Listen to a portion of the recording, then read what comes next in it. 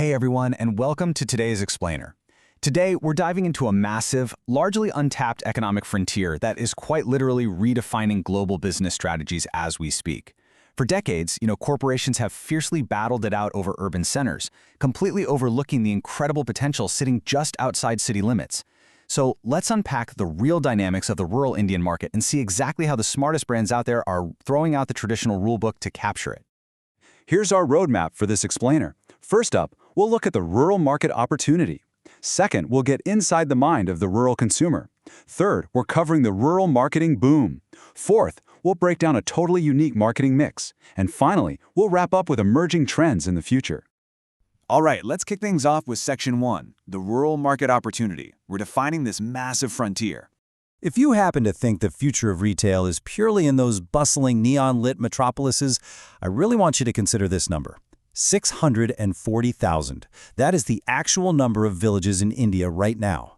To put that into perspective, roughly 65% of the entire population lives in these rural areas. The sheer scale here is absolutely staggering. We are not talking about some small, niche segment. We're talking about the vast majority of a billion-plus population. For any company that's aspiring for serious growth and market share, this vast, scattered population is a market you literally cannot afford to ignore.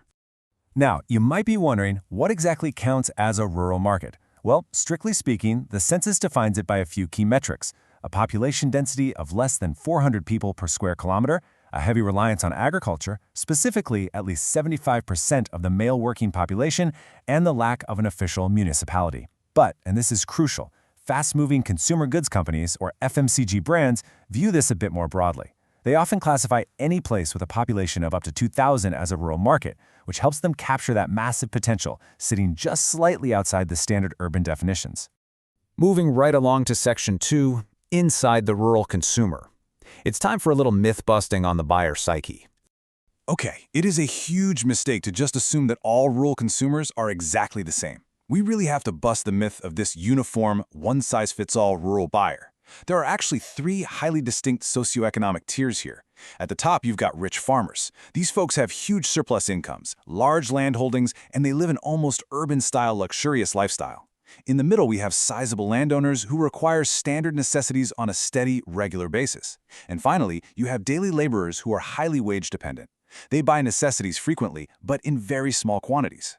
Now, if a brand rolls in and tries to market to that daily laborer using the exact same strategy they use for the rich farmer, yeah, they're going to fail immediately.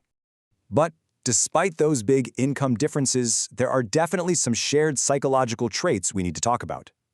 Rural buyers are famously price-sensitive, and they deeply, deeply prefer liquidity. They do not want to part with their cash easily, especially for things they could potentially grow or make themselves. Plus, purchasing isn't always just an individual act. Buying decisions are often heavily influenced by the eldest male in the family, or sometimes even by the broader community itself. You aren't just selling to a single person. You are often selling to a whole household or an entire village network. Which brings us to Section 3, the rural marketing boom.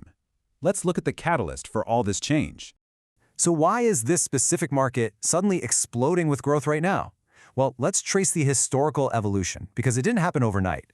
It really started back with the Green Revolution, which fundamentally increased agricultural yields and brought initial prosperity to the farm sector.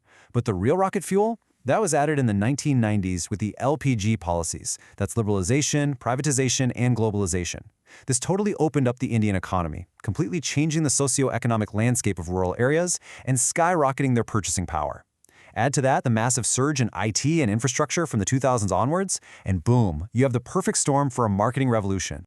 Historically, marketers face some absolutely massive obstacles out there. We're talking about actual barter systems still existing in remote locations, a heavy dependency on the unpredictable monsoon for purchasing power, and roads that essentially washed away in the rain. But contrast that with today's modern advancements. It's honestly like night and day. We're seeing widespread rural electrification, all-weather roads actually connecting villages to cities, and improved IT penetrating deep into the countryside. The barriers are falling fast, and that urban-rural interaction is just growing stronger every single day. All right, Section 4, a unique marketing mix. This is why we are throwing out the urban playbook entirely. At this stage, it becomes completely obvious that just copying and pasting a standard urban strategy into these villages is a recipe for absolute failure.